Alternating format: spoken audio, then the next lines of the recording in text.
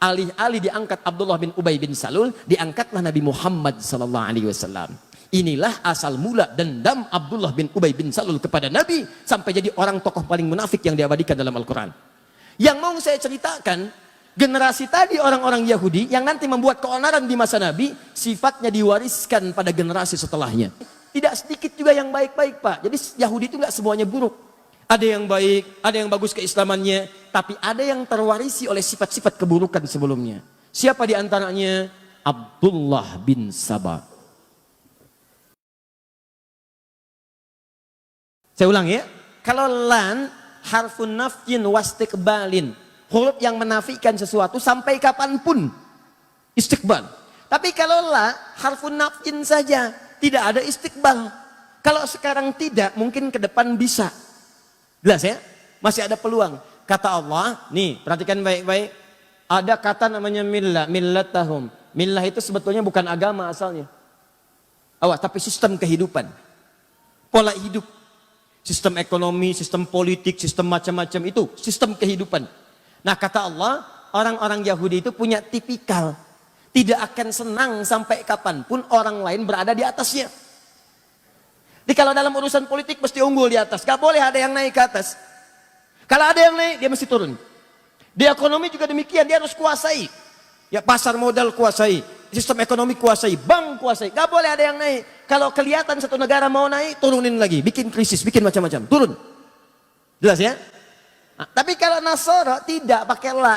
La artinya masih besar kemungkinan peluang. Kalaupun dalam urusan dunia bekerja sama dengan orang Nasara dibandingkan Yahudi. Walaupun ada kesamaan, sama-sama juga tidak suka kalau orang Islam yang naik ke atas. Jelas ya? Nah, simpan ayat ini, saya mau kembalikan kepada persoalan tadi. Maka di masa itulah kemudian, tidak senang ada Aus dan Khazraj naik ke atas, maka apa yang terjadi? Pertama mereka bikin perjanjian. Perhatikan baik-baik nih. Ini nanti akan dibawa sampai ke Nusantara. Ayo perjanjian damai, Pangeran Diponegoro dipanggil, begitu datang ditangkap. Nih perhatikan nih, asalnya dari sini. Ini akar mulanya nih. Datang kemudian dituliskan perjanjian. Begitu selesai dituliskan perjanjian, kita harus bersama-sama menjaga Yathrib. Kalau ada yang nyerang, kita bela sama-sama. Kita bekerja sama dengan baik. Baru dituliskan, belum kering tinta itu. Berapa masa setelahnya, kekhawatiran di kalangan mereka semakin memuncak. Diseranglah kemudian Aus dengan Khazraj. Dari belakang. Serang, sampai mereka minta bantuan kepada klan dari Aus Khazraj yang berada di wilayah Syam. Syria dan Damaskus dan sekitarannya. Datang bantuan, dikalahkan, pukul, hancur orang Yahudi pada saat itu. Maka mereka mengajukan perdamaian. Kami damai aja, damai. Singkatnya berdamai mereka. Di sini kemudian saya ingin katakan satu hal yang penting. Ketika mereka berdamai, tertulis di tulisannya perdamaian. Tapi di belakangnya mereka berpikir, bagaimana caranya dalam suasana damai itu mereka tetap kalah di hadapan kita. Maka dimunculkanlah satu isu. Difikirkan oleh mereka dengan teori yang kelak dipraktekkan oleh para penjajah di Nusantara ini dengan nama divide et impera. Diadu domba. Anda bayangkan, dombanya di Garut yang ngadinya orang Yahudi. Diadu oleh mereka. Maka dibikin isu, di Khazraj dibikin isu, di Aus dibikin isu perpecahan. Saling serang akhirnya, dari situ tumpahlah permusuhan besar sampai bertahun-tahun, puluhan tahun terus antar generasi. Kalau ada satu luka di Aus, mesti luka di Khazraj.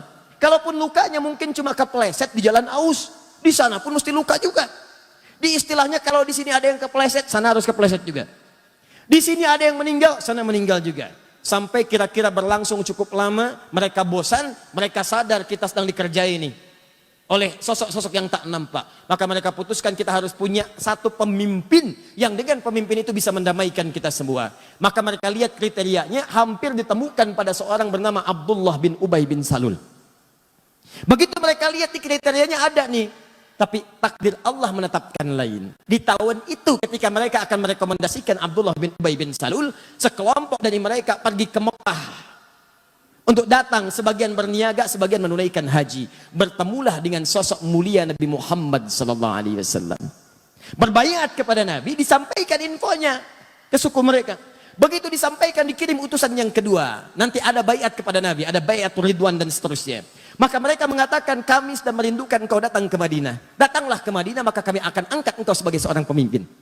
Singkatnya terjadi peristiwa hijrah dengan sahabat Abu Bakar, sampai kemudian ke Yathrib, datang ke Yathrib, belum jadi Madinah pada saat itu. Sampai datang itulah kemudian kotaknya berubah, kemudian ditata oleh Nabi dari Yathrib, masih terbelakang, masih banyak yang kotor, tata di suasana yang rapi, bersih. Sesuatu yang tertata, rapi, bersih dalam daerah dikenal dengan nama Madinah. Muncul cahaya-cahaya kebaikan. Ya, semua perilakunya bagus, auratnya bagus. Sesuatu yang muncul dengan cahaya kebaikan disebut dengan Munawwarah. Maka berubahlah kota itu menjadi Al-Madinah Al-Munawwarah. Alih-alih diangkat Abdullah bin Ubay bin Salul, diangkatlah Nabi Muhammad SAW.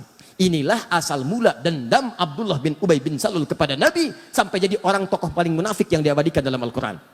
Yang mau saya ceritakan, generasi tadi orang-orang Yahudi yang nanti membuat keonaran di masa Nabi, sifatnya diwariskan pada generasi setelahnya. Sifat adu dombanya yang Aus dengan Khazraj tadi diselesaikan oleh Nabi, selesai. Itu diwariskan lagi pada generasi setelahnya. Begitu Nabi SAW wafat, maka mereka menyebar. Ada yang pura-pura masuk Islam, ada yang memprovokasi. Tidak sedikit juga yang baik-baik, Pak. Jadi Yahudi itu nggak semuanya buruk.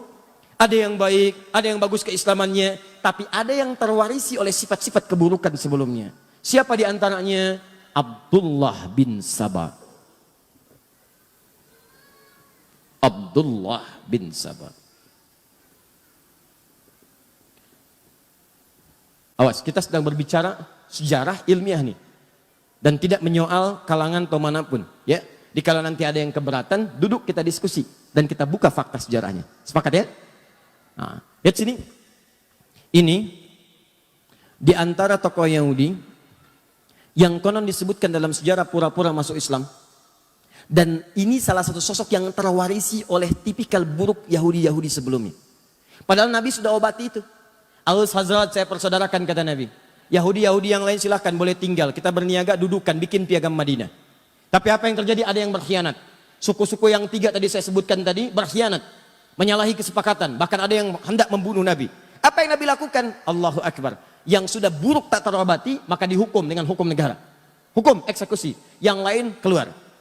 Mereka keluar diusir dari Madinah. Bukan karena Nabi yang usir, karena perilaku mereka sendiri. Sebelum ke Madinah itu tidak pada diusir. Usir ini, diusir, ditanggung di Madinah, diperbaiki. Diberikan pelayanan yang bagus, cuman berbuat onar juga. Maka dikeluarkan karena perjanjian yang sudah dibuat.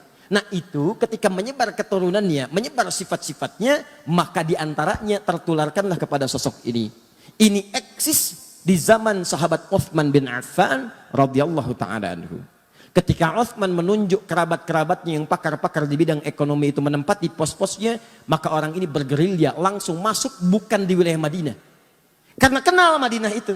Orang Madinah semua kenal Uthman. Uthman itu orang baik, gak mungkin nepotisme, gak mungkin milih yang salah dan sebagainya. Maka dia masuk ke wilayah yang sulit dijangkau pada saat itu untuk memberikan informasi yang cepat. Datanglah dia ke Mesir di Afrika Utara.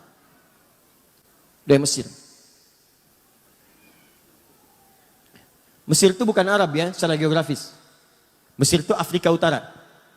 Cuma bahasanya bahasa Arab. Secara kebahasaan disebut negara Arab. Tapi secara geografis disebut dengan Afrika Utara. Masuk wilayah Afrika Utara. Sama dengan Libya, Tunisia, Maroko, Aljazair itu wilayah Afrika Utara. Maka dia datang ke Mesir.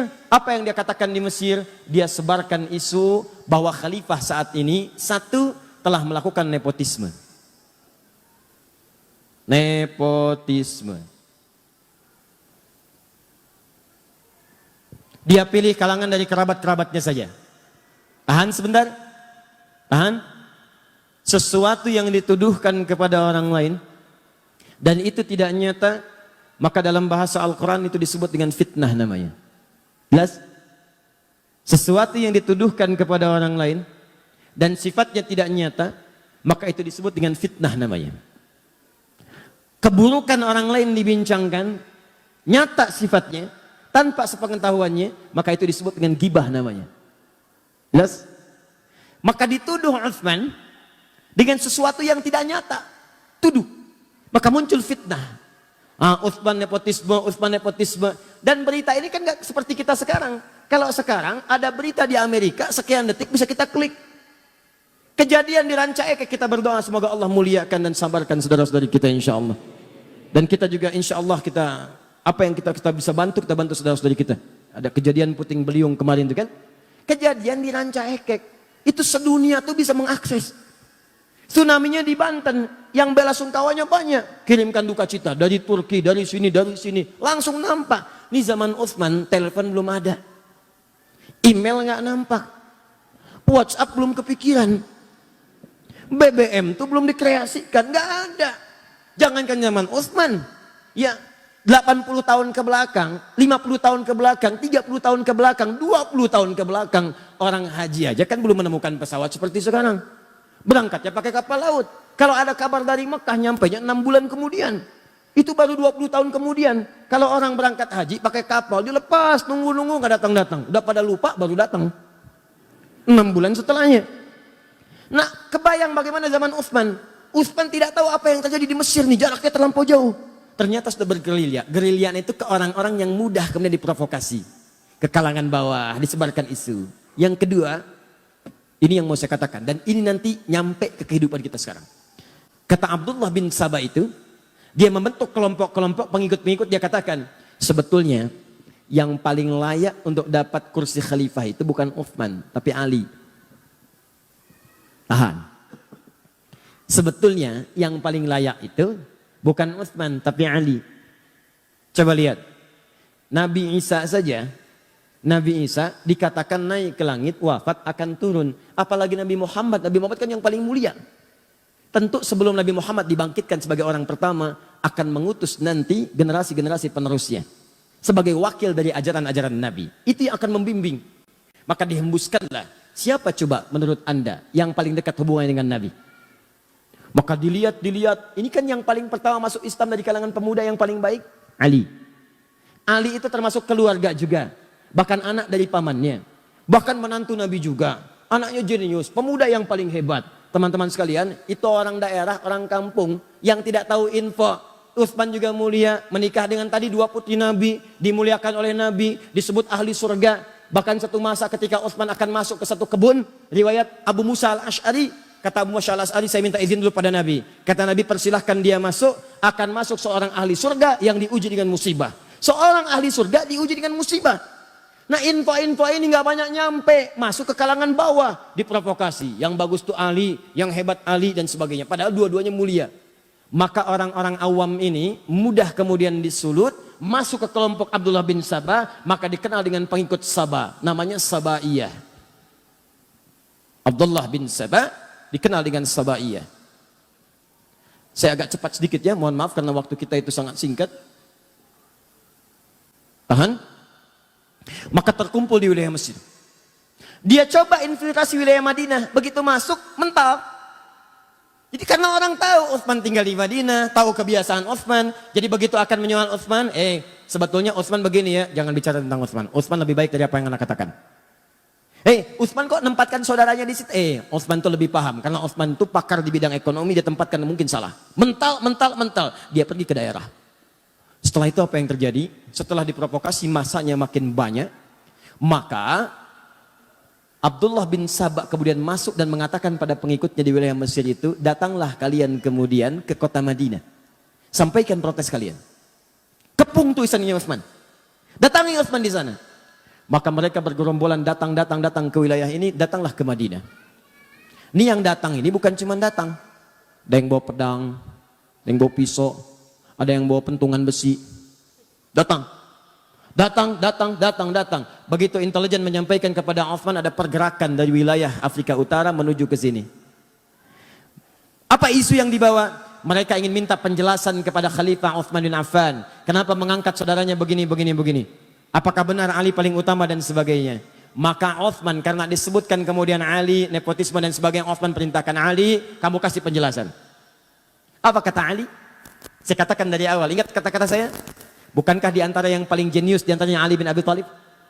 Ali mengatakan kepada Utsman kurang lebih bahasanya, ya Khalifah, akan lebih baik kalau Anda langsung yang menemui rakyat menjelaskan.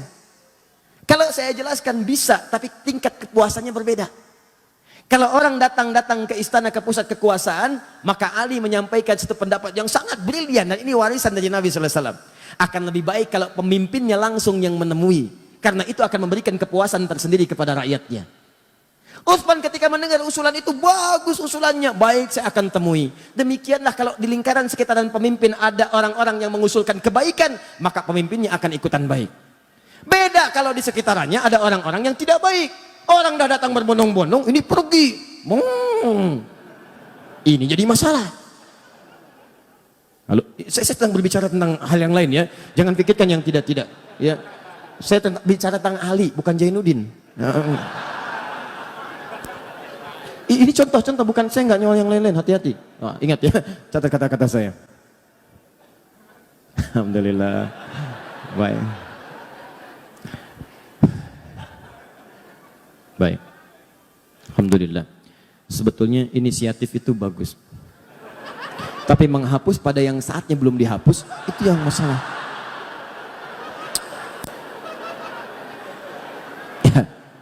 Itu sampai jangkrik aja nyari, mana tulisannya katanya. Ini jangkrik Mekah nih, ada ke sini. Oh, lalat. Nih saya tulis lagi ya. Lihat nih. Quran surat kedua ayat 1. Kamu ada pindah dulu. Lihat ini. Udah ya. Pindah langsung pergi. Ayo hapus lagi. Alhamdulillah. Sudah? Maka Utsman menerima usulan Ali bin Abi Thalib. Kemudian disampaikanlah, diterima itu semua. Ayo datang, terima dengan lembut. Kalau bahasa kita, kenapa kemari? Kami gak puas, marah tuh masa. Utsman tenang aja. Tenang aja, marah ini itu. Itu gak ditahan tuh. Bawa pedang dibiarin, bawa pentungan dibiarin. Bahkan Utsman kasih pengumuman. Tidak boleh ada di antara semua keluarga saya, semua sahabat dan kerabat semuanya, yang kemudian menghunus pedangnya untuk melarang mereka. Menghunus pedangnya untuk bisa mencegah mereka. Biarkan mereka dengan pedangnya datang. Dan Utsman hadapi dengan kelembutan. Kembalikan ke sarungnya, kata Utsman. Maka Ali tidak mengeluarkan. Bahkan berkomentar, kalau saya ingin sekali jadi pembela Utsman pada saat itu. Tapi kalau saya keluarkan, maka saya jadi orang pertama yang bermaksiat pada pemimpin saya. Maka semua taat kepada pemimpinnya, sarungkan, masukkan kembali, biarkan mereka datang. Maka semua menunggu. Dan Utsman meminta, semua kerabat-kerabat yang ada dekat saya, pulang kalian ke rumah. Pulang. Karena yang akan diminta pertanggungjawaban saya oleh Allah, maka saya akan hadapi. Semua diminta pulang. Sebab Utsman ingin menunjukkan bahwa persoalan kebijakan ditanya, saya jelaskan sendiri. Dan supaya tidak terkesan bahwa Utsman itu beraninya kalau cuma ada teman-teman di sampingnya. Maka diminta pulang, tinggal keluarga intinya saya di istana. Datanglah orang-orang itu dengan jumlah yang sangat banyak, bahkan di riwayat disebutkan melebihi jumlah sahabat yang memang pada saat itu sudah ada di lingkarannya. Datang mereka, apa kata Utsman? Setiap ditanya, jawab. Setiap ditanya, jawab. Teman-teman, yang paling menarik, terpuaskanlah orang-orang ini dengan jawaban Utsman sampai mereka memutuskan untuk kembali ke Mesir. Tapi apa yang Anda tidak ketahui adalah, begitu Utsman melakukan dialog dengan masyarakat tadi, Abdullah bin Sabah mengintai apa yang dijawab oleh Utsman. Begitu melihat tanda-tanda orang-orang ini puas dengan jawaban Utsman, maka dia pergi lagi ke kerabat Utsman bernama Marwan bin Hakam. Dia sampaikan, ada orang-orang yang berniat memang mencelakai Utsman. Tuh lihat, datangnya aja bawa pedang. Datangnya bawa besi. Datangnya bawa pisau. Maka tolong kamu buatkan memo, dituliskan di kopnya, kop pemerintahan. Kop khusus untuk Utsman. Karena ini keluarga kerabat tidak tahu nih. Dan belum sempat klarifikasi ke Utsman. Karena tempatnya berbeda. Datang cepat tuh. Marwan kerabat, orangnya baik juga. Maka apa yang terjadi? Dituliskan di situ. Perintahkan kepada gubernur Mesir. Ketika mereka datang sampai sana, tolong hukum mereka. Karena mereka berniat untuk mencelakai khalifah. Apa yang terjadi? Orang-orang ini kembali kemudian ke Mesir. Dengan perasaan yang sudah puas dengan jawaban Utsman bin Affan. Tapi di perjalanan, mereka dibisikin lagi oleh Abdullah bin Sabah.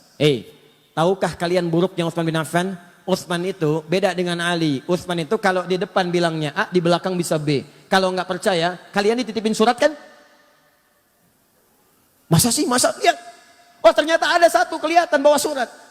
Begitu kelihatan, coba buka suratnya. Mungkin buruk untuk kalian. Begitu dibuka, terbukalah kemudian di situ perintah untuk mengeksekusi orang-orang ini karena mencoba untuk membunuh khalifah.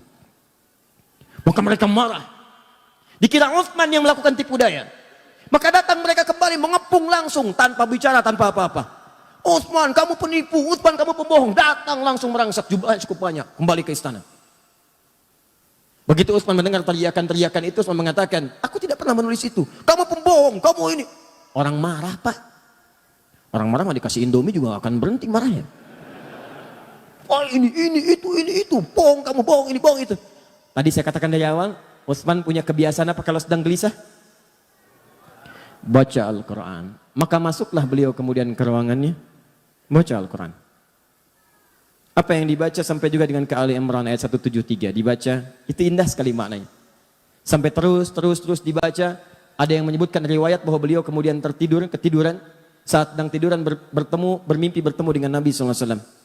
Dengan Umar, dengan Abu Bakar As-Siddiq radhiyallahu ta'ala anhuma. Kata Rasulullah disampaikan, Abu Bakar menyampaikan, Umar menyampaikan. Terakhir kata Abu Bakar dan Umar, wahai sahabat mulia, kamu jangan dulu buka ya, nanti kamu bukanya bersama kita dengan Rasulullah SAW. Dalam keadaan puasa, sedang baca Al-Quran, bertemu bersama Nabi, Umar dengan Abu Bakar As-Siddiq radhiyallahu ta'ala anhuma. Apa yang terjadi? Kata Abu Bakar dengan Umar, kamu jangan dulu buka, nanti bukanya bersama Rasulullah SAW. Maka terbangun dari situ, sedang baca Al-Quran, tiba-tiba tanpa diduga ada orang-orang yang masuk menerobos, datang lewat jendela, ada datang lewat atas dan sebagainya. Ya, ada riwayat menyebutkan Ali yang mendengar situasi ada kekacauan langsung mengutus anaknya Hasan Husain berangkat ke sana, lihat apa yang terjadi. Kalau situasi tidak bagus, tolong jaga Utsman. Apa yang terjadi? Begitu sudah sampai sana, didorong Hasan dengan Husain menjauh mereka. Saat ada keributan keluar itulah beberapa orang naik ke atas, ada yang naik ke atap, ada yang masuk lewat jendela. Maka mereka langsung mendobrak, langsung masuklah ke kamar Utsman bin Affan. Ada satu orang pertama dikisahkan diberikan julukan dengan Mautul Aswad. Ya, seburuk-buruknya orang yang selalu lekat dengan pembunuhan. Maka datang dia pertama mencekik Utsman. Begitu dicekik Utsman bin Affan, tanpa tanya, tanpa kalimat, langsung cekik. Begitu dicekik, pingsan Utsmannya, jatuh, dikira sudah meninggal. Begitu kemudian ada gerakan lagi, datang lagi satu orang. Satu orang ini langsung mengeluarkan pedangnya, dia melakukan tebasan kepada Utsman bin Affan. Ya, lalu Utsman mengatakan, inilah darah pertama yang menghadirkan pembunuhan. Maka saat itu datang lagi yang lain menghantam. Gak terima dengan perkataan Utsman. Datang yang satu lagi, apa yang dia lakukan? Allahu Akbar. Maka orang ini mengeluarkan besi tadi yang saya katakan, potongan besi, maka ditusukkan. Ada yang mengatakan tusuk dari depan sampai tembus belakang. Dan dari nyanggutnya. Sampai kemudian ada yang merasa bersalah, dia pergi. Ada satu lagi setelah dalam keadaan sekarat demikian, dihalangi oleh salah satu saudari pada saat itu. Kemudian dilewati juga, ada yang lompat langsung ke dadanya Utsman bin Affan. Dalam keadaan sekarat yang parah, tertembus kemudian besi itulah. Satu orang kemudian mengakhiri ya ajalnya Utsman bin Affan. Tiba ajalnya dengan izin Allah, tapi caranya persis seperti apa yang disampaikan oleh Nabi SAW. Seorang yang syahid ditimpa musibah, maka naiklah orang ini menghunjam dengan kakinya dadanya Utsman bin Affan. Diinjak langsung. Begitu diinjak, terhembuslah kemudian nafas yang terakhir dari sahabat Utsman bin Affan. Setelah mendengar Utsman itu meninggal dunia, kabur orang-orang ini menyebar. Masanya makin ricuh, terjadi kericuhan di Madinah sampai dengan 4 hari. Maka para sahabat berkumpul, ini fitnah pertama. Fitnah pertama yang terjadi. Maka para sahabat berkumpul untuk mengatasi kekacauan ini, maka mereka bersepakat mesti ada pemimpin baru yang diangkat untuk mengatasi kekacauan. Karena kekacauan sudah menyebar. Khalifah tidak ada, pemerintahan tidak stabil, wilayah makin luas. Maka ini muncul pemberontakan di sini. Ini muncul pemberontakan. Maka untuk mengatasi itu diangkatlah kemudian dengan mufakat semuanya sahabat Ali bin Abi Thalib. Perhatikan apa yang dikerjakan oleh Abdullah bin Sabah. Begitu Ali diangkat, dia gerilya lagi. Ini yang kita nantikan. Ini yang paling hebat. Saat yang bersamaan, dia juga masuk ke wilayah-wilayah sahabat-sahabat dari keluarga Utsman bin Affan, Bani Umayyah. Di Bani Umayyah itu siapa saja? Banyak. Ada Muawiyah, ada Amr bin As, ada yang jadi gubernur di Damaskus di Syria. Masuk info pelan-pelan dari bawah. Kalau Ali sengaja tidak menolong Utsman supaya Utsman cepat meninggal dan digantikan oleh Ali bin Abi Thalib. Masuk fitnah lagi. Tuh lihat bagaimana hembusannya tidak berhenti sampai di situ. Begitu wafat diangkat Ali sibuk menyelesaikan pemberontakan. Padamkan ini, padamkan itu, padamkan ini. Sementara Abdullah bin Sabah melihat seperti itu, dia melihat, ini kalau begini terus, peluang saya habis dengan kelompok-kelompok saya. Maka dia masuklah kemudian lewat orang-orang terdekat dari kalangan sahabat, termasuk istri Nabi SAW, Sayyidah Aisyah. Dia masuk ke Talha radhiyallahu ta'ala anhu. Dia masuk ke Zubair, itu Zubair radhiyallahu ta'ala anhu. Masuk ke wilayah sahabat. terutama masuk ke wilayah sahabat yang dekat hubungannya dengan Utsman bin Affan, klan Utsman, sampai ke Bani Umayyah. Mereka katakan, perhatikan tuh, Ali itu memang benar-benar sibuk dengan kekuasaan sampai lupa menghukum kisos orang yang telah membunuh Utsman bin Affan. Sebetulnya masalah gampang, kalau ini dikisos selesai masalah. Tuh lihat cara berpikirnya. Padahal pemberontakan itu sudah banyak pada saat itu. Maka ketika infiltrasi yang buruk ini masuk, disebarkan isu, maka menyebar kemudian. Jadi panaslah kalangan-kalangan itu. Datanglah perwakilan mereka kepada Ali bin Abi Thalib, mengatakan, Ali, ini sudah berlalu, kenapa belum dikisos mereka? Kata Ali, sebentar, ini kan yang datang masa. Masa ini harus diteliti satu-satu. Harus ada bukti yang jelas, berikan saya waktu. Begitu menyampaikan demikian, tidak puas semua, nggak bisa, ini nggak bisa. Disulut lagi dari bawah. Sampai terjadi kemudian perang Jamal. Perang Unta. Diprovokasi, masuk kemudian ke lingkungan para sahabat yang lainnya. Ingat teman-teman sekalian, para sahabat itu mulia, udul. Jangan katakan apakah para sahabat mudah terprovokasi, bukan. Karena cara pandang sahabat bukan provokasinya, cara pandang sahabat pada hukumnya. Sebagian mengatakan kalau salah ketahuan harus segera dihukum. Mereka tahu yang salah si fulan, tapi Ali berpendapat buktinya perlu jelas dulu. Kan sekarang juga dua alat bukti yang jelas, demikian kan? Sahabat tahu ini pelaku si fulan, si fulan, si fulan. Cuma Ali perkenankan saya mengumpulkan bukti dulu. Yang lain minta segera dikisos karena sudah tahu si fulan, Ali bertahan dulu sampai mengumpulkan bukti yang kuat. Dikacaukan ini oleh tadi para penyusup tadi. Maka diprovokasi, kalian sahabat Nabi, kalian orang mulia, ini nanti akan diminta pertanggungjawaban oleh Nabi. Kenapa tidak dihukum? Tegur Ali. Sampai terjadi perang Jamal. Jamal itu unta. Karena peperangannya pada saat dipimpin oleh Sayyidah Aisyah menggunakan unta. Begitu sedang berperang, itulah kemudian kata Ali dan para sahabat yang lain, ini unik nih. Sholatnya pernah sama-sama, pernah beribadah sama-sama. Dan mereka menegakkan nilai sama-sama. Yang satu prinsipnya baik, yang lainnya juga baik. Tegakkan hukum, yang kedua siap menegakkan, kami kumpulkan bukti. Dua-duanya benar ijtihadnya. Yang salah itu yang memprovokasi. Maka apa yang terjadi? Yang terjadi adalah dua-duanya mengatakan, tolong ya, kalaupun kita berperang, ini bukan untuk memusuhi, ini untuk menegakkan apa yang kita kemudian telah pahami. Jangan saling melukai. Ini aneh Pak, saling berperang tapi jangan terkena sabatan pedang. Kalau bisa jangan orangnya, untanya aja. Itu terkenal dalam sejarah. Jadi begitu bertemu, nggak ada yang mau duluan. Nih, siapa yang menjadikan kacau situasi pada saat itu? Kelompoknya ini. Ini yang masuk. Dia yang masuk eksekusi duluan beberapa sahabat. Sehingga Talha syahid. Ibnu Zubair syahid. Tercatat hampir 4.000 sampai 6.000 sahabat syahid pada saat itu. Wafat. Maka semakin kacau situasi pada saat itu. Dihadirkan kemudian segala hal dan sebagainya. Sampai beritanya sampailah ke Damaskus, ke Syria. Pada tokoh yang masih sangat kuat pada saat itu. Teman-teman sekalian dari klan Bani Umayyah. Pada kekuasaan Muawiyah sampai dengan ke Amr bin As, kemudian diantara pendukungnya, maka ketika Ali menjelaskan situasi pada Sayyidah Aisyah ini begini, beliau memahami akhirnya. Oh ternyata ini ada yang provokasi, ini begini, duduk. Semua duduk. Tapi itu tidak sampai kepada Syam di Syria. Yang saya katakan tadi, belum ada pesawat, belum ada telepon. Berita yang sampai di sana, pendukungnya Utsman dianiaya oleh Ali, bayangkan. Sehingga ketika Ali mengatakan kita harus jaga stabilitas ini. Lebih baik kuatkannya pemerintahan dulu. Aisyah akhirnya ya mengakui kita bayat. Semua bayat. Tenang. Tapi sampai ke Syam itu nggak nyampe beritanya. Akhirnya apa yang terjadi? Diprovokasi. Karena ini sudah perlakuan yang buruk. Maka kami, kata ini nih, pengikut ini datang ke sana. Kami hanya akan mengangkat khalifah bukan Ali. Yang kami angkat Muawiyah saja. Maka diangkatlah kemudian khalifah di sana sampai mendeklarasikan sebagai khalifah baru. Anda bayangkan tuh. Fitnahnya luar biasa. Maka apa yang terjadi? Sudah nggak sempat. Konon ada yang menyebutkan Muawiyah kirim utusan untuk klarifikasi. Tapi di tengah jalan kemudian dieksekusi. Begitu dieksekusi oleh kelompok dari sini, sempalan sini. Nyampe berita ke sana, Ali yang eksekusi. Semakin kuat kemudian rasa bencinya, marahnya, diprovokasi demikian. Maka menyiapkan pasukan. Disampaikan juga kepada Ali. Muawiyah sudah menyiapkan pasukan, tidak mengakui kekhalifahan. Maka secara singkat disampaikan, Ali pun mesti siapkan pasukan. Maka dua-duanya menyiapkan pasukan, dikenal dengan perang Siffin itu. Maka apa yang terjadi? Ali mengatakan, ini karena sudah makar terhadap negara, kita harus bereskan, tapi dengan cara yang mulia. Sama kayak tadi tuh, pelan-pelan, karena sama muslim. Gak ada yang mau nyakiti, gak ada yang mau macam-macam. Ini masuk lagi nih. Yang ini nih, aduh. Nanti saya tunjukkan kepada Anda, ini cuma contoh orang, tapi pemikirannya diwariskan. Dalam setiap hal-hal yang terjadi semacam ini, Anda akan temukan provokator-provokator bertebaran. Termasuk sekarang semakin bertambah eranya, tapi ini nggak akan berubah. Termasuk di YouTube juga banyak provokator nanti. Nanti akan temukan itu. Kembalikan ke sini.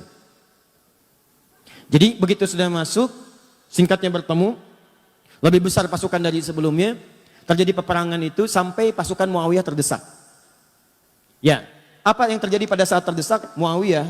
Saya katakan di belakang kan ada Amr bin As yang seterusnya, itu jenius. Kata mereka, sudah kita kalau teruskan akan kalah nih, dan makin banyak korban. Gini aja, supaya duduk sama-sama diskusi, duduk dengan baik, maka kita lakukan tahkim. Tahkim itu tombak Al-Quran, ya, kemudian bukan ditombak untuk menunjukkan sesuatu yang kotor, bukan. Maksudnya untuk berhukum dengan hukum kitabullah.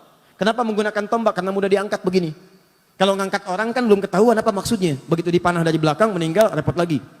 Maka yang diangkat Al-Quran begini semua berbaris di belakang Muawiyah. Ketika berbaris diangkat kemudian mushaf. Saat diangkat itulah kemudian Ali mengatakan, tidak itu siasat, saya tahu itu siapa yang bikin. Karena Ali kenal Amr bin As. Tanya dulu mereka, kalau mereka ingin tahkim, mereka harus menyerah dulu. Mereka harus menyerah. Kalau sudah menyerah, baru tahkim. Karena situasinya sedang demikian kacau. Kalau tidak menyerah duduk sama-sama, maka mustahil bisa diskusi dengan baik. Ini Ali. Wah, ketika Ali perintahkan, terus dorong mereka sampai mereka menyerah. Maka yang satu golongan mengatakan, Ali kamu nggak benar nih. Dalam fikih perang, kalau sudah ada yang tahkim mengangkat Al-Quran, hukum dikembalikan kepada Allah, nggak boleh kita serang. Maka orang-orang ini langsung keluar dari barisan Ali. Keluar dalam bahasa Arab disebut dengan kharaja. Orangnya kharijun. Kalau keluar karena tidak sepakat dan keras sifatnya dan cenderung buruk keadaannya, maka dikenal dengan nama khawarij. Maka muncullah kemudian orang-orang golongan ekstrim baru. Dia mengatakan, lihat nih, Ali menyimpang. Kafir nih Ali. Kafir. Anda bayangkan tuh. Siapa mereka dibanding Ali? Ali itu menantu Nabi. Jaminan surga. Pemuda paling hebat, paling setia, nyawanya dikorbankan bahkan untuk risalah Islam, bahkan untuk Nabi. Dalam peristiwa Isra Mi'raj, itu cuma ada 3 orang di rumah itu. Begitu akan berangkat kata Nabi, Ali, kamu tidur di tempat tidur saya ya. Saya dengan Abu Bakar akan hijrah. Kamu yang gantikan di sini. Itu tahu tempat tidur Nabi itu yang jadi tujuan. 100 orang pemuda pasukan khusus sudah ngintai, taruhannya nyawa. Ali masih muda, Abu Bakar sudah sepuh, dengan Nabi mau berangkat. Apa kalimat Ali? Bala ya Rasulullah, siap, siap dengan nyawanya. Tidak pernah tertuliskan di buku sejarah manapun Ali protes. Misal ada kata-kata, ya Rasulullah jangan saya, Abu Bakar aja yang tuaan dikit. Misalnya, enggak tuh. Ali, Abu Bakar begitu mulia. Teman Nabi, mertua Nabi, sahabat Nabi, hidup dengan Nabi, sehijrah dengan Nabi, wafat dikubur di samping Nabi, mulia. Hati-hati karena nanti setelah ini akan ada yang mengadu domba dengan semuanya. Perhatikan baik-baik. Wah Ali begini, Ali begitu, kafir. Ini orang luar biasa nih. Baru belajar 1-2 hari udah nyebut Ali kafir. Kafir, kita keluar dari Ali. Orang-orang ini lagi kesini nih asalnya. Provokasi, Ali kafirnya, Ali nggak benar. Melanggar ketentuan Allah, kafir Ali. Maka keluar dia. Mereka ini termasuk menyalahkan Muawiyah karena berontak kepada Ali. Termasuk menyalahkan Ali karena tidak menyelesaikan itu dengan tahkim. Maka mereka memandang Muawiyah itu kafir, Ali kafir. Kanan kiri kafir. Ini kafir, ini kafir. Hukumnya wajib dibunuh. Ini yang kelak kemudian hari mengincar dan mengintai Muawiyah, Amr bin As, dan Ali bin Abi Thalib. Kubu sana, nih orangnya, Muawiyah, Amr bin As. Ini tokohnya nih, gara-gara dia nih berontak nih. Sini lagi, ini Ali nih, gak mau bertahan dengan hukum Allah. Bunuh, habisi semua. Maka mereka kembali disiapkanlah kemudian eksekutor.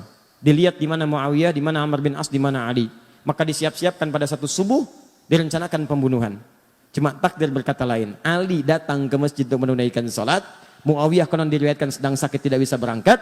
Amr bin As bisa mengelak. Maka gagal pembunuhan kepada Muawiyah dan Amr bin As. Dan Ali kemudian wafat dalam tusukan-tusukan yang telah disiapkan oleh golongan-golongan ini. Kelak golongan ini bertransformasi, mewariskan pemikiran-pemikiran mereka, walaupun kelompok-kelompoknya itu tidak nampak ke permukaan. Sedikit tapi doktrinnya begitu jahat. Pokoknya kalau beda dengan mereka, kafir. Nih. Dan hukumnya bunuh, eksekusi, bom, apapun itu. Mau bom panci, bom kulkas, bom ini, bom itu, pokoknya harus mati. Terus sekarang tuh, Makanya hati-hati ya. Saya ingatkan hati-hati nih. Ini yang saya mau katakan. Kita masuk kepada intinya. Ini termasuk tantangan dakwah di masa kini. Kalau Anda ikut pengajian, ikut taklim, dikit-dikit orang lain kafir. Dikit-dikit orang lain kafir. Wajib hukumnya dibunuh. Orang tua sendiri kafir. Wajib hukumnya disembelih. Tolong mikir dulu. Pikirkan dulu. Itu orang tua melahirkan antum. Mohon maaf ya, mohon maaf. Quran aja mengatakan, ini Al-Quran loh. Quran surah 31 ayat ke-15. Sekalipun antum ada yang masuk Islam, orang tuanya belum muslim. Antum duluan muslim misal. Itu tidak boleh Anda menyakiti orang tua dalam urusan dunia. Dalam urusan akhirat silahkan beda-beda. Kalau diajak boleh nolak. Tapi dalam urusan dunia jangan sekali-kali Anda menyakitinya. Apa kata Allah? فَإِنْ جَاهَدَاكَ عَلَىٰ أَنْ تُشْرِكَ بِي مَا لَيْسَ لَكَ بِهِ عِلْمٌ فَلَا تُطِعْهُمَا. Kalau ada orang tua masih non-muslim mengajak kepada perbuatan syirik, ngajak kamu ibadah lagi seperti mereka, kamu tolaklah dengan cara yang lembut. Jangan ditaati. Lihat. Wasahibhuma fid dunya ma'rufa. Tapi selama kamu hidup di dunia, maka perlakukan mereka dengan perlakuan yang indah. Kalau punya gaji lebih, berikan hadiah. Kalau punya makanan, bagi. Kalau punya rezeki melimpah, bagi. Dan saat itulah doakan kepada Allah supaya mereka mendapat hidayah. Tiba-tiba datang golongan ini mengatakan, kamu muslim ya? Muslim. Orang tua kamu kafir tuh, bunuh. Ini yang bahaya. Halal darahnya, tumpahkan darahnya. Ada orang pengen minta pendapat ke pemimpin, datang ke istana. Tumpahkan darahnya. Anda siapa? Nah ini kayak gini nih, tembak, bom, ini semua. Datang kemudian, ke Jalan Tamrin, bawa mobil, dar meledak. Itu yang dibom siapa? Yang meninggal siapa? Dan semua bertentangan dengan hukum Al-Quran. Katanya Anda berpedoman pada Quran. Kata Quran, buka kembali ayatnya teman-teman sekalian. Lihat lagi ayatnya.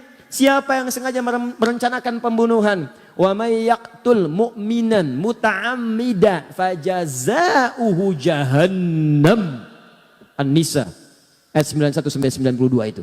Siapa yang merencanakan pembunuhan pada satu orang sengaja apalagi dia beriman, maka balasannya neraka jahannam. Khalidan fiha, kekal di dalamnya, nggak pernah keluar. Anda mau haji, mau umrah, haji setahun sekali, umrah, baca Quran sampai khatam, sampai hafal, sampai jadi hafid, tapi sengaja merencanakan pembunuhan terhadap satu orang saja beriman, kata Allah nggak peduli, neraka jahannam, kekal di dalamnya. Wa ghadiballahu alaihi, dan Allah murka kepadanya. Kalau nggak taubat, murka. Anda tidak disukai di Soreang, pindah Ranca Ekek. Nggak disukai Ranca Ekek, pindah Kota Bandung. Kota Bandung nggak suka, pindah lagi Bekasi. Banyak harapan di Bekasi, harapan indah, ujung harapan, sampai ke Duta Harapan dan seterusnya. Tidak disukai di sana, pindah. Di Indonesia nggak disukai, pindah. Tapi kalau Allah tidak menyukai Anda, mau pindah kemana? Wala'anahu, dilaknat dia, wa'adalahu adzaban 'azima, dan dijanjikan siksa berkali lipat. Pertanyaan saya, orang beriman yang mana yang mau punya cita-cita masuk neraka jahanam? Makanya tolong dipikir dulu. Kalau ada yang ngajak-ngajak bom ini, bom itu, masuk markas polisi, bom, bu. Itu di sana banyak orang-orang beriman, masuknya musola juga. Masuknya masjid juga. Ini masjid diror. Masjid diror dari mana? Apa kriterianya? Lihat dulu. Bahaya orang kayak gitu. Itu waktu kejadian bom Jalan Tamrin itu. Saya di Lampung langsung ditanya, Ustadz, apakah bom di Jalan Tamrin termasuk jihad fisabilillah? Saya bilang, Pak, sependek pengetahuan saya, jihad fisabilillah itu jihad di jalan Allah, bukan di Jalan Tamrin. Kaidahnya lain, Pak. Paham ya? Kemudian ketika mereka keluar dari barisan Ali itu disebut dengan Khawarij dan melahirkan paham tadi. Jadi hati-hatinya kalau pengajian itu ada yang begitu. Ya, ini hati-hati nih, tembak, bom, bunuh ini tanpa alasan, maka itu yang bahaya. Dan itu sekarang diciptakan. Tahu orang-orang Daud? Karena yang buat dulu ini nih sama juga dibikin lagi kelompok-kelompok. Diciptakan di bawah. Ini doktrinnya dibawa lagi. Yang bikin siapa? Yang paling bahaya bukan umat Islam. Dibawa oleh orang-orang punya kepentingan untuk mencitrakan Islam itu buruk. Diciptakan golongan semacam ini, dikirim kemudian, kirim ke Syria, kirim ke ini, kirim ke itu. Muncullah kemudian orang-orang ekstrim. Tembak, bom, ini hancurkan. Makam dihancurkan, ini dihancurkan. Di mana ada ajaran Nabi menghancurkan makam? Itu paling bahaya. Hati-hati kalau ada ajakan-ajakan tuh di media sosial. Datang ke Syria, datang ke ini, datang ke itu. Tapi yang Anda lihat itu seperti ini nih. Ciri-cirinya begini. Hidup Anda itu sudah tidak berarti. Oh, tidak berarti, enak aja. Ya. Kalau tanpa ridha Allah Subhanahu, benar sampai situ. Tapi kata Ali, kalimatul haq urida bihal batil. Kata-katanya benar, cuman maknanya digeserkan kepada yang buruk. Di brainwash. Seakan-akan ini yang harus dilakukan. Jelas? Hati-hati dengan ini ya. Kalau saya akan tegas pada sesuatu yang bisa beresiko tinggi dalam kehidupan akhirat. Paham ya? Ya. Nih, yang lain membela Ali. Kamu yang salah, kamu yang salah, kamu yang salah. Kalian keluar, kalian tidak setia, kalian nggak benar. Kami akan bela pemimpin kami. Pembelaan yang kuat dari satu kelompok, kuat sekali. Itu dalam bahasa Arabnya setia. Setia betul membela. Dalam bahasa Arab disebut dengan Syiah. Pembelaan yang sangat kuat. Tasyayyu' membela dengan kuat pada satu hal yang dibela dengan segenap jiwa dan raganya. Ini disebut dengan Syiah. Jadi asalnya Syiah itu bukan aliran pemikiran, bukan aliran dalam akidah, bukan aliran dalam ibadah, asalnya faksi politik. Nah, cuma nanti aliran ini disusupi lagi sama ini. Ih, jangan dihapus. Bahaya ini. Karena antum hapus pun gak akan berpengaruh kepada perilakunya. Ingat itu. Datang lagi, nyusupin lagi. Apa yang dikatakan oleh orang ini? Kalian bagus. Tuh, bagus sekarang. Tadi sekarang pengkhianat, sini bagus. Memang Ali itu sebenarnya titisan Nabi. Titisan. Dan memang wajar. Setiap pemimpin itu harus mewariskan generasi setelahnya. Setelahnya ada lagi, setelahnya ada lagi. Mesti ada imam, sholat aja ada imam. Coba kalau sholat nggak ada imam, jamaahnya kan nggak sah. Mesti ada imam. Maka memang yang paling bagus itu sebetulnya keturunan Ali. Setelah Ali ada Hasan, angkat aja Hasan. Setelah Ali ada Hasan, ada Husain. Setelah itu ada ini, ada itu, terus kamu urutkan. Bukankah kamu ingat Nabi Isa kan ada 12 penolong, namanya kaum Hawariyin. Ali juga akan punya 12 keturunan. Imam-imam hebat itu yang akan mendokong dan meneruskan kepemimpinan Nabi setelah itu. Maka dikenallah dengan 12 imam. Nah, setelah itu muncul, masuk sampai dikultuskan seakan-akan Ali itu naik bahkan di atas Nabi. Bahkan ada salah satunya nanti pecah sektenya. Bahkan ada klaim mengatakan sebetulnya malaikat Jibril itu salah ngirim wahyu, harusnya ke Ali. Nah, ini nih. Di mana cara berpikirnya? Sampai mengkultuskan tingkat sampai ke situ. Akhirnya termakanlah kemudian sebagian ini. Terutama setelah Ali memindahkan wilayah kekuasaannya ke Kufah. Ke Kufah, itu kan Kufah wilayah Persia, Irak. Disusupin lagi, gampang disusupin tuh. Padahal orang-orang itu mengatakan setia, siap ini, datang lagi ini, masuk lagi, gini, sampai kultuskan Ali. Sampai terjadi mereka sendiri yang mengkhianati Ali. Mereka sendiri yang kutus orang untuk bunuh Ali. Mereka sendiri nanti yang akan melakukan hal yang sama kepada Al-Husain. Itu wafat kemudian di Karbala dan sebagainya. Apa yang terjadi? Begitu paham-paham ini disusupkan ke sini, saya agak cepat saja ya. Susupkan ke sini, ini bertransformasi dari aliran politik, faksi politik dalam hal pemerintahan, maka ketika disusupi nilai-nilai kemudian dengan nilai akidah, dengan nilai ibadah, dengan nilai akhlak. Akhlaknya digariskan pada kesetiaan kepada ini. Ali termasuk Ali bait, Ali termasuk ini, termasuk itu dan sebagainya. Kita sepakat Ali mulia. Ali mulia.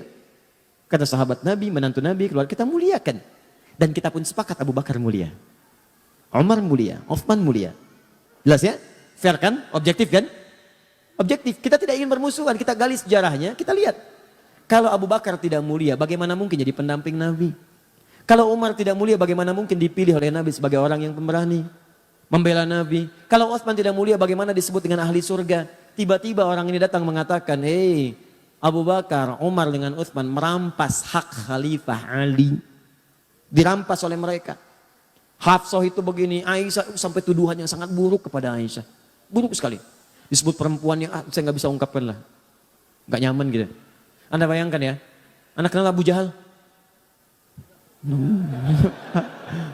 Udah ngapus yang salah.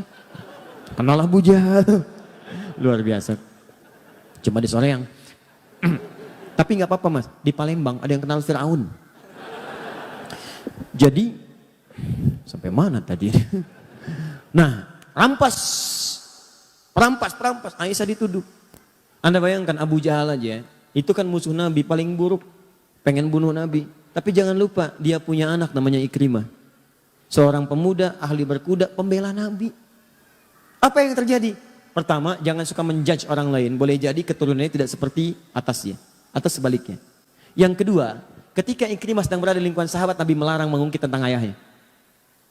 Jangan bicarakan ayahnya, jangan menyinggung anaknya. Karena Ikrimah saudara kita. Seburuk-buruknya Abu Jahal dilarang oleh Nabi digunjingkan langsung dekat keluarganya. Makanya saya sering katakan kepada Anda, bagaimana Anda bisa menggunjingkan istri Nabi SAW? Apa Anda tidak mau menjaga perasaan Nabi? Katanya cinta Nabi, tapi saat bersamaan Anda menyinggung Nabi. Dengan cara apa? Menyinggung sahabatnya, menyinggung istrinya dan sebagainya. Nah, ini dimasukkan ke dalam doktrin ini, sehingga ini menjadi doktrin dalam aliran-aliran kepercayaan, akidah, masuk kepada bahkan ranah ibadah dan sebagainya. Sampai mengatakan setelahnya, setelah ini berkumpul makin kuat. Bahkan mengatakan, hadis-hadis pun ada yang ditukar. Yang benar hadisnya semua dari Ali. Yang lain salah semua. Maka ini punya koleksi sendiri. Bahkan cara sholatnya sendiri. Bahkan keyakinannya beda sendiri. Mesti ada imam, mesti ada ini, mesti ada itu. Kalau tak taat pada imam maka dari segi keimanannya kurang. Mesti taat. Rukun Islamnya Islam. Rukun imannya iman. Tapi jumlahnya beda. Karena nanti ada kepatuhan iman pada imamah, pada imam. Dan imam itu sifatnya maksum. Ini berbahaya lagi karena yang maksum cuma Nabi. Jadi maksum itu dijaga dari salah. Cuma Nabi dan Rasul. Manusia lain tidak ada. Maka ini masuk doktrinnya, imamnya maksum.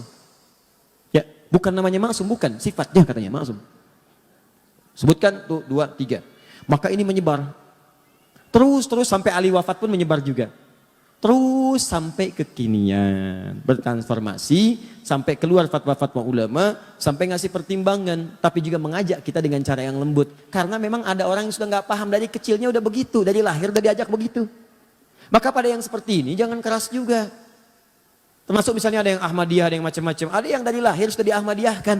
Dan dia nggak ngerti kecuali itu yang benar. Maka caranya doakan oleh kita. Dakwahi, ajak dialog.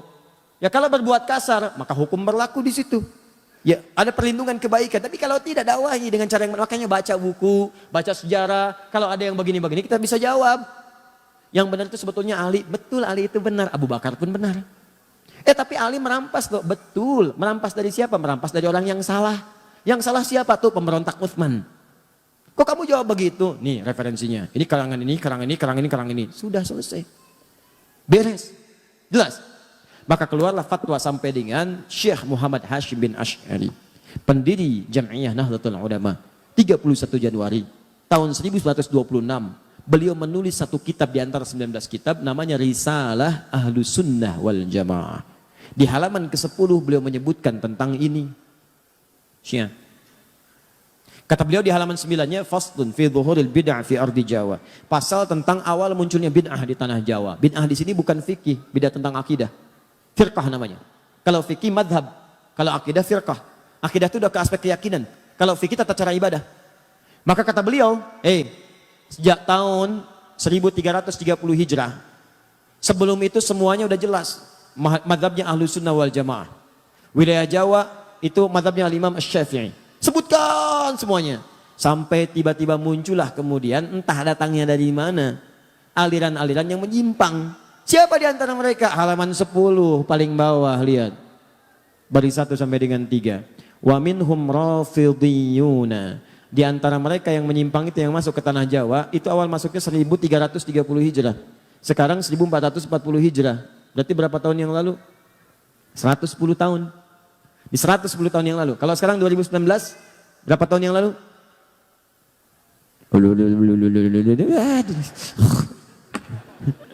Ya pokoknya 110 tahun yang lalu. Ya, baik, datang ke tanah Jawa.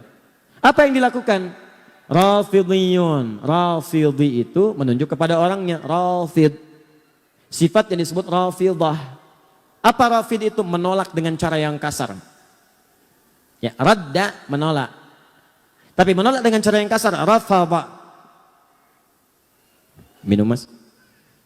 Terima kasih. Itu lembut. Ini minum mas. Non sianawan aing. Luar biasa. Siawani ka aing, siawani aing sieun. Pokoknya. Itu rafadha namanya. Itu mas. Begitu ditolak orangnya namanya rafid. Jamaknya rafidhiyun. Kenapa disebut dengan rafidhiyun? Karena mereka menolak keabsahan khalifah Abu Bakar, Umar dengan Utsman.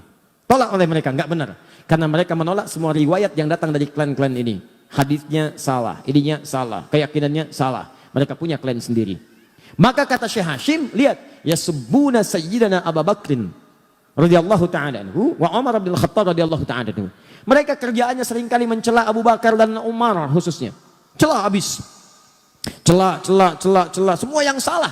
Anaknya Abu Bakar cela. Pokoknya perlakuannya buruk gini. Hafsah anaknya Umar cela juga. Enggak layak jadi istri Nabi. Bahkan disebut Nabi itu dijebak. Bagaimana Nabi bisa terjebak? Perempuan tidak baik. Bagaimana Nabi bisa menikah dengan perempuan yang tidak baik? Ini kan akal kita aja menolaknya. Coba Anda bayangkan, tolong ya, pakai sedikitlah kecerdasan kita. Kita itu manusia, 90% akal kita itu, otak kita 90% cerdas. 5%-nya jenius. Lambat 5%, lambat itu bisa pindah naik. Tolong dari 90% pakai 1% aja. Masa iya Nabi ditipu sampai menikah dengan perempuan yang tidak baik? Bagaimana Allah bisa mengizinkan itu? Nabi kan maksum.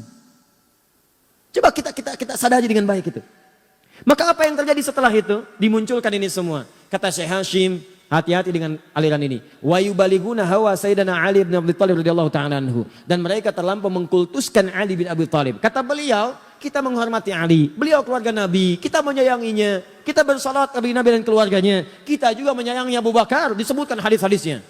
Menyayangi Umar disebutkan hadisnya. Hadis tentang berprasangka baik pada sahabat. Hadis berbuat baik pada sahabat. Bahkan beliau menukil hadis halaman 11 di pertengahan. Apa yang beliau katakan? Lihat, kata Nabi, mengutip kata-kata Nabi. Kalau Rasulullah SAW akan bersabda, apa yang beliau sampaikan? Akan datang pada satu masa bagi kalian. Akan datang di satu masa bagi kalian sekelompok orang yang mereka senang mencela sahabat-sahabat saya. Hadis selesai. Jika Anda menemui mereka, lihat ini. Fala tusalli bihim wala tusalli ma'ahum. Jangan sholat dengan mereka, jangan disolatkan oleh mereka. Maksudnya mereka jadi imam, kalian makmum. Jangan berjamaah dengan mereka. Fala tunakiuhum, jangan besanan dengan mereka. Tuh, awas tuh, keras sekali kalimatnya, keras. Bahkan nanti ada nada-nada ancaman. Itu hadis Nabi disebutkan. Maksud beliau menampilkan ini ada perbuatan yang salah. Beliau bukan memaksudkan mencela orangnya. Nabi bukan memaksudkan memburuk-burukan orangnya, bukan. Maksudnya waspada, ini aliran sangat bahaya. Bisa memecah belah, bisa ribut nantinya. Maka cara kita adalah balas dengan cara-cara terbaik dengan menerangkan ini loh maksudnya awalnya begini. Paham ya? Nah, maka kalaupun ada di sekitaran kita yang seperti itu, pertama kita berdoa kepada Allah semoga mendapatkan hidayah untuk jadi baik dalam kehidupan. Yang kedua, kitanya pun belajar, baca lagi, baca sejarah, sehingga ketika nanti diskusi kita punya argumentasi, terangkan. Kalau sudah kita terangkan gak mau juga, itu pilihan masing-masing. Jelas ya? Dan itu dijamin oleh negara, pasal 29 ayat 2. Negara menjamin kemerdekaan tiap-tiap penduduk untuk memeluk agamanya masing-masing dan beribadah menurut agama dan kepercayaannya itu. Jelas ya? Nah, maka ini tantangan dakwah yang kedua selain tadi Khawarij. Kenapa saya sampaikan ini teman-teman? Karena ini kekinian bertransformasi dan banyak bertebaran di sekitaran kita sekarang. Saya tanya, ada paham-paham yang gampang mencap kafir yang lain? Ada, bahkan sekarang lebih dahsyat. Kalau dulu mikir-mikir dulu, bunuh, itu mikir dulu. Sekarang begitu mudahnya. Tebar bom, tebar ini, tembak, eksekusi dan sebagainya. Dan yang paling berbahaya, gerakannya masif lewat media sosial sekarang. Tahukah Anda? Saya beberapa pekan ke belakang ini sedang menyelesaikan kasus-kasus ini, masuknya ke pesantren. Anak-anak pesantren. Bahkan sempat saya duduk satu ruangan, kumpul anak pesantren. Pertanyaannya udah ada list mereka, hampir semua sama begitu. Ya, ini disebutkan, ini zalim, ini zalim, ini zalim. Berlaku hukum mati, berlaku, ya Allah. Saya lihat pelan-pelan, dari mana tahunya? Dari Quran sini, Quran surat berapa? Ayat berapa? Nah, ayat sebelum itu apa? Ayat setelah itu apa? Riwayat dari siapa? Saya tuliskan. Kamu ini hafal Quran juga tidak, bacakan gak mampu, bisa menyimpulkan hukum, tahu dari mana? Saya terangkan nih, Qurannya nih, ini ayatnya begini, buka mushafnya, lihat mushafnya halaman sekian, paling kanan sebelah bawah, lihat ini nih. Sebelumnya ini, kaitannya dengan ayat yang ini, kaitan sebelumnya ayat yang ini. Untuk menafsirkan ada namanya siyak, ada lihak, ada sibak. Ustaz apa itu lihak? Lihak itu bukan saudara kamu, lihak itu ini nih. Siyak itu ini, terangkan. Setelah itu baru, oh bukan oh, salah itu. Perbaiki begini. Pelan-pelan berubah. Paham ya? Baik. Sama juga teman-teman sekalian dengan yang kedua ini juga waspada. Ini tidak disukai. Dan yang paling bahaya dari semua itu adalah Awal mulanya muncul dari provokasi. Provokator itu termasuk kalangan orang-orang munafik, itu yang langsung diisyaratkan oleh Al-Quran. Yang paling dahsyat tidak disebutkan nama-namanya. Dalam kaidah tafsir disebutkan, kalau ada informasi tidak disebutkan nama, tokoh, tempat, dan kejadiannya, ini menunjukkan kejadian itu akan berlangsung kembali di masa depan dengan tokoh-tokoh yang berbeda. Tantangan dakwah sekarang bukan muncul pada kelompok-kelompok ini semata, nama-nama dan sebagainya. Karena kita sudah paham dari sejarah. Yang paling bahaya itu adalah provokasinya menyebar ke lingkungan dakwah. Dulu Ali disampaikan provokasi, diadu dengan Utsman, diadu dengan Sayyidah Aisyah, diadu dengan Tolha. Mereka ulama, paham fikih. Sekarang ulama juga diadu, ustadz diadu, masuk ke YouTube, Ustadz Adi diadu dengan ustadz lain, potong videonya, hajar 1, 2, 3, dimunculin tuh. Ah, itu juga sama, provokator. Itu keturunannya ini nih yang tadi yang nggak dihapus nih. Sama. Akhirnya muncul tahdzir episode 1, episode 2. Sering katakan, nggak ada kerjaan. Kalau Anda mau cari kesalahan orang akan selalu ditemukan. Karena saya manusia, antum mau cari sampai kapanpun akan ketemu. Antum yang buang-buang energi. Saya mah nggak dirugikan. Saya mah apa tuh? Ya. Coba cek, antum buruk-burukan saya. Pahala antum pindah ke saya, dosa saya diambil antum, apa ruginya saya? Karena itu saya sering katakan gak ada kerjaan. Dan saya gak pernah marah, silakan saya gak akan marah. Saya malah mendoakan antum supaya tobat. Dan kalau saya gak marah, antum juga jangan ikutan marah. Kan aneh ustadz yang gak marah, jamaahnya marah. Jelas ya? Maka ini teman-teman sekalian, kejadian seperti ini mudah diadu-adu. Kenapa gak saling duduk? Yang paling bahaya tadi tuh, sifat-sifat Abdullah bin Sabah tadi. Masuk ke sini, anggap kamu yang paling benar. Masuk ke sini, anggap kamu yang paling benar. Sekarang kenyataan, ikut pengajian, masuk, ini yang paling benar, yang lain salah semua. Ada nggak sekarang? Ada. Masuk ke sini, jangan ngaji dengan yang itu. Masuk ke sini, jangan begini. Itu salah semua, itu bid'ah. Mau kaji kemana? Ustadz Adi. Oh, Ustadz bid'ah ya? Bukan Ustadz Adi. Tuh. Nah, ini kan jadi persoalan. Itu kalau ada yang demikian-demikian, itu artinya mengakomodir kepentingan-kepentingan buruk di masa lalu. Yang paling aneh adalah Anda menjelek-jelekan Syiah, Anda menyalahkan Syiah dan benar salahnya. Tapi saat bersamaan Anda juga menerima provokasi di masa lalu. Itu kan aneh. Kenapa tidak saling duduk sama-sama duduk? Apa masalahnya? Kunut itu bid'ah. Oh baik, pendapat Anda kunut itu bid'ah. Yang ini kunut itu boleh. Yuk kita temukan apa dalilnya yang bid'ah. Ini baik, yang ini juga punya dalil. Ini dalilnya kuat, ini juga kuat. Yuk kita buka kaidah fikihnya. Kalau sama-sama ada dalil, ini sama, telusuri. Kenapa yang ini tidak kunut, asal mulanya apa? Oh ini penyebabnya. Kenapa yang ini kunut? Oh ini penyebabnya. Ternyata dua-duanya punya pandangan dalil-dalil yang sama, cuma cara menyikapinya berbeda. Maka ini yang disebut dengan tanawu namanya. Silahkan kerjakan. Yang ini benar, yang salah yang tidak salat subuh. Yang repot kan begini, bid'ah. Pokoknya yang kunut semua bid'ah. Gak bisa. Bid'ah itu dolalah, oh itu neraka. Benar. Apa Anda mau mengatakan Ibnu Umar ke neraka? Apa Anda mau mengatakan Al-Hasan ke neraka? Apa Anda mau mengatakan Imam Syafi'i ke neraka? Anda siapa Ferguson? Enak aja. Kita lihat dulu. Ini kan agak aneh. Akhirnya apa yang terjadi? Masjidnya kosong. Kok bisa komplek di sini gara-gara paham tidak kunut, masjidnya kunut. Keluar dari komplek semua subuhan. Pindah ke tempat lain. Siapa yang memakmurkan di sini? Kalau ada yang kotor di lantai, jangan ditinggalkan rumahnya, sapu kotorannya. Itu. Dan saling berkenalan, diskusi kan enak. Antum kan tidak akan dihisap dengan kesalahan orang lain. Tapi kalau antum tidak pernah mau duduk, diskusi, ngobrol, bicara, kan pilihan kan masing-masing. Jangan sampai perbedaan pendapat membuat Anda tidak bisa minum teh bersama, duduk bareng-bareng. Ngopi, bagi yang ngopi. Duduk bicara, ta'aruf, kenalan dengan yang lainnya. Kan prinsipnya jelas, tak kenal maka tak. Bukan tak sayang ta'aruf bu. Ta'aruf, ibu kenal suami tetangga tidak harus sayang. Masa kenal suami tetangga, kenal dan langsung sayang. Tak kenal maka ta'aruf. Bisa aja. Udah. Jelas ya? Nah, saya tanya, fitnah ini dahsyat tidak? Dahsyat. Pengaruhnya terasa sampai sekarang? Sesuatu yang dahsyat terasa besar sampai juga tantangannya terus sampai kemana-mana akhirnya. Kemana-mana. Itu dalam bahasa Arab disebut dengan kubra namanya. Kubra. Maka muncul istilah fitnah kubra.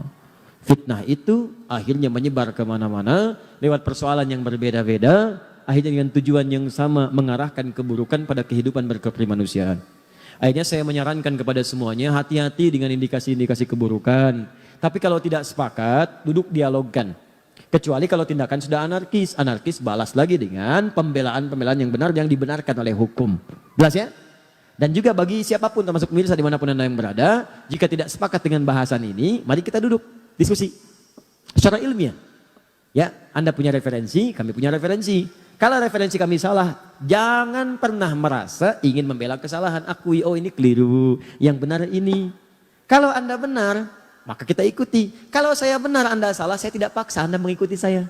Fair kan? Objektif ya? Nah, itu baru kita nyaman dalam belajar. Maka itulah inti materi kita pada hari ini. Nanti ada yang lain lagi. Apa yang lain lagi? Dahsyat dan sekarang terjadi. Dan kreativitasnya tinggi sampai masuk ke televisi.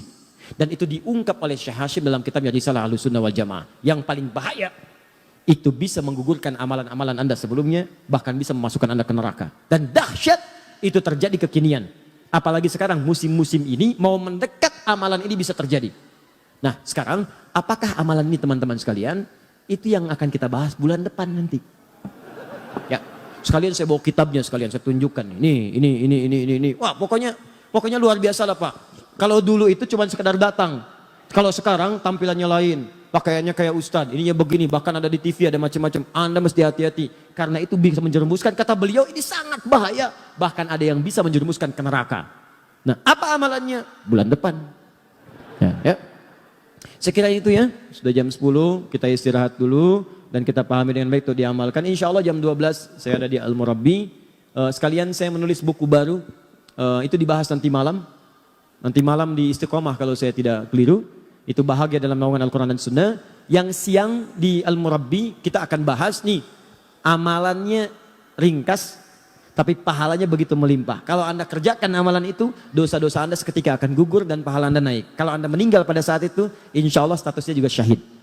Nah, apakah amalan itu? Nanti siang. Gak ada zuhur. Subhanakallahumma bihamdika asyhadu an la ilaha illa anta astaghfiruka wa atubu ilaik. Wa akhiru da'wana alhamdulillahi rabbil alamin. La'afu minkum. Sebelum saya tutup dengan salam, saya ingin mengajak pada kita semua. Pertama, ini kita sedang banyak diuji ya. Ya ada juga ustadz-ustadz kita yang diuji dengan penyakit, Ustadz Arifin, ya, Ustadz Bernard, ustadz yang lainnya juga mungkin yang tidak saya ketahui. Ada juga mungkin teman-teman dari yang lain yang tidak hadir juga diuji. Ini juga ada yang satu orang tuanya sakit, ada yang kanker serviks, ada yang diuji di lingkungan. Kita sama-sama berdoa kepada Allah Subhanahu wa taala, semoga Allah angkat penyakitnya, Allah berikan kesembuhan segera dan Allah muliakan kita semua insyaallah. Allahumma taqabbal minna innaka antas samiul alim wa tub alaina innaka antat tawwabur rahim. Allahumma rabbana ya Allah ya arhamar rahimin salli ala habibikal karim rasulikal mustafa amin sayyidina Muhammadin wa ala alihi wa sahbihi ummati ila yaumiddin. Allahumma rabbana la tada' lana fi maqamina hadha wa fi kulli maqamin dhanban illa ghafartah wa la hamman illa farajtah. Ya Allah, jika ada di tempat ini atau kerabatnya, ya Allah yang datang membawa lumuran dosa, jangan biarkan dia meninggalkan tempat ini kecuali Engkau telah ampuni segala dosa-dosanya. Kalau ada yang hadir di sini membawa kegelisahan, jangan biarkan dia meninggalkan tempat ini kecuali Engkau telah tenangkan keadaan hatinya. Allahumma wala maridan illa syafaitah. Ya Allah, jika ada di tempat ini atau kerabatnya, keluarganya, teman-teman kami, sahabat kami tengah Engkau uji dengan penyakit seberat apapun, maka mohon angkat dan sembuhkan segala penyakitnya. Allahumma ya Allah ya Rabbal Alamin wala asiran illa yassartah. Jika ada yang hadir di majlis ini membawa kesulitan di rumah tangganya, ya Allah, apapun di pekerjaannya atau kehidupan sosialnya, maka mohon dengan keikhlasan amalannya, ya Allah, ringankan segala kesulitannya dan hilangkan segala kesulitannya. Allahumma taqabbal minna innaka antas samiul alim wa tub alaina innaka antat tawwabur rahim. Allahumma ikfina ya Allah bi halalika wa haramik, ikfina ya Allah bi ta'atika wa ma'siyatik, ikfina ya Allah bi fadlika amman siwak. Ya Allah, mohon cukupkan kami dengan yang halal daripada yang haram. Cukupkan kami agar bisa berbuat taat dan menjauhi maksiat, dan cukupkan kami mengharap keutamaan darimu saja daripada yang lainnya.